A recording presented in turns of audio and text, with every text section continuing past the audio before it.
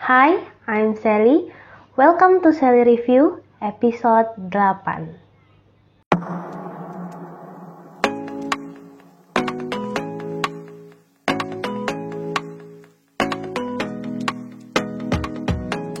Netflix kembali merilis drama Korea yang dapat menarik perhatian banyak khalayak.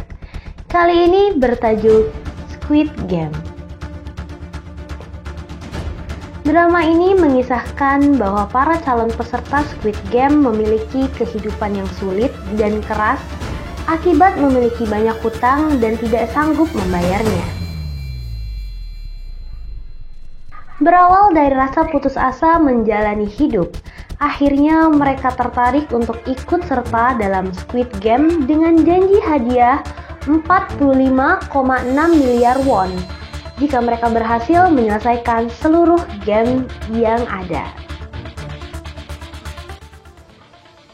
Squid Game ini sangat rahasia, mulai dari keberangkatan peserta menuju ke tempat permainan, keberadaan lokasi permainan, hingga petugas yang menggunakan topeng sepanjang waktu dan dilarang bersuara tanpa diperintah. Ketika game pertama dimulai, peserta ditempatkan pada sebuah lapangan untuk bermain lampu merah, lampu hijau. Jika panitia menyebutkan lampu hijau, mereka harus bergerak cepat menuju garis finish. Namun, jika lampu merah, maka mereka harus berhenti bergerak seperti patung. Jika terdeteksi bergerak sedikit saja, mereka akan dieliminasi.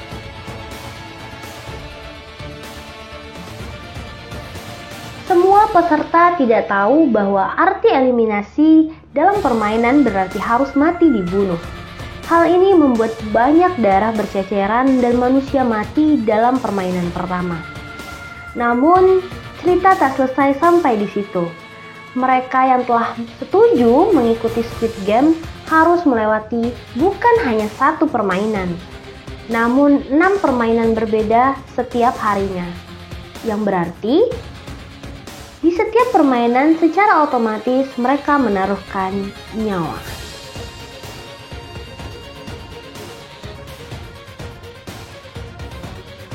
Intinya aku suka banget sama karakter si nomor 456. Aku nggak ingat namanya siapa, aku cuma ingat nomor punggungnya. Yang baik banget, kebangetan. Bahkan aku mungkin kalau di posisi dia, sebaik apapun aku gitu, belum tentu bakal sebaik itu. Di posisi hidup dan mati, dia masih bisa gitu, peduli sama orang lain dan mendahulukan orang lain daripada dirinya. Golden scene menurut aku ketika permainan kelereng. Mereka harus berpasangan dan harus mengorbankan pasangan yang mereka pilih untuk mati. Di permainan ini, cara apapun diperbolehkan asal jangan ada kekerasan.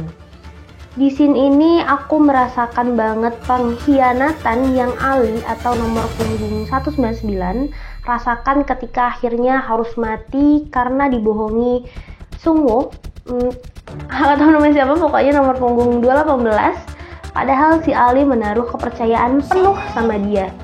Itu sedih banget dan kesalnya dapat. Sejauh ini, Squid Game adalah series ter-out of the box yang aku tonton di tahun 2021. Visualnya detail banget, feel dari setiap karakternya realistis, tidak neko-neko, apa adanya karakter yang ada di muka bumi ini. But so nice.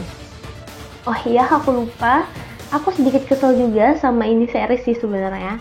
Kenapa? Kenapa sih pemainnya semua mati gitu? Yang hidup cuma satu. Itu kenapa? Jujur ekspektasi aku tuh setelah Ali dan si kakek tua mati, setidaknya 456, 218 dan 067 akan semakin mengeratkan genggaman supaya tidak ada lagi yang mati dan bisa keluar hidup-hidup bareng gitu. Tapi malah saling bunuh, sehingga aku semakin emosi sama 218 dan of course semakin kagum sama 456. Aku berharapnya akan ada season 2 dan kabarnya akan ada gitu. Dan aku yakin teman-teman yang sudah nonton juga berharap seperti itu. karena super duper nanggung. Ada beberapa hal yang menurut aku masih perlu penjelasan, seperti kenapa dan gimana bisa kakaknya si polisi ganteng bisa jadi frontman, terus gimana nasibnya si polisi itu gitu, karena cuma jatuh aja gitu, nggak ada penjelasan lagi apakah dia masih hidup atau gimana. Terus alasan kenapa harus banget sekejam itu sih gitu. Dan masih banyak pertanyaan-pertanyaan lainnya. Bukan reviewnya Sally kalau tidak ada pesan yang bisa diambil. Di Squid Game ini banyak sekali pesan yang bisa kita ambil. Di antaranya, yang pertama, jauhi hutang, karena hutang itu nikmat di awal, menderita di akhir. Biasanya hutang itu sedikit demi sedikit, lama-lama akan menjadi bukit. Yang kedua, tidak ada uang yang bisa didapat dengan cara instan. Sama seperti realita kehidupan, di Squid Game juga menerapkan kompetisi yang ketat untuk bisa mendapatkan uang. Perjalanan dan pengorbanannya pun cukup panjang. Bahkan, nyawalah yang menjadi taruhannya. Terlepas dari cara sadisnya, Squid Game memperlihatkan kita bahwa mendapatkan uang itu butuh usaha. Semakin banyak jumlah yang ingin kita raih, maka semakin besar juga pengorbanan yang harus kita pertaruhkan. Yang ketiga, semua orang memiliki masalah hidup masing-masing. Setiap orang memiliki kedudukan yang setara, bagaimanapun status sosial berusaha memisahkannya. Seperti 456 yang hidup susah karena dipecat dari pekerjaannya dan bercerai dengan istrinya. Diikuti 218, seorang lulusan universitas top di Korea yang pastinya orang pikir hidupnya akan sukses. Tapi ternyata tempat di mana 218 berkuliah tak memastikan kehidupan yang cerah. Ratusan orang lainnya berpartisipasi di permainan ini juga. Punya masalah pribadi sekaligus problem finansial. Sehingga menjadi reminder buat kita, especially buat aku sendiri, bahwa tidak sendiri dan bukan hanya masalahku yang paling berat. Banyak orang di luar sana yang juga punya masalah, bahkan mungkin lebih berat dari masalah yang kita sedang hadapi. Yang keempat, jangan menaruh seluruh kepercayaanmu sama siapapun kecuali dirimu dan Sang Pencipta.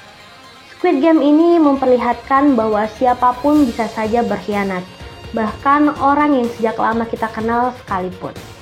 Yang kelima, kerjasama yang baik akan membentuk hasil yang baik pula. Di game tarik tambang, ada dua tim yang harus bersaing dengan menarik tali tambang sampai lawan jatuh.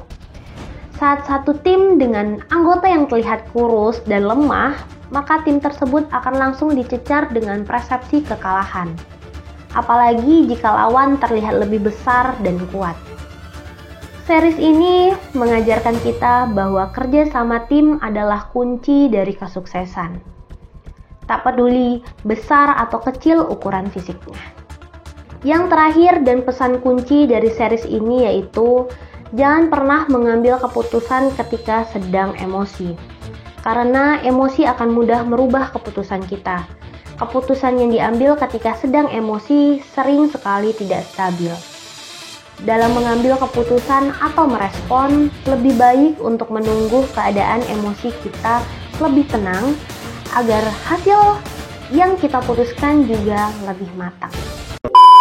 Untuk kamu yang sedang pusing dengan tugas dan masalah lainnya, mari duduk sejenak dan tenangkan diri dengan menonton series ini. Kalau sudah nonton, yuk diskusi di kolom komentar. See you!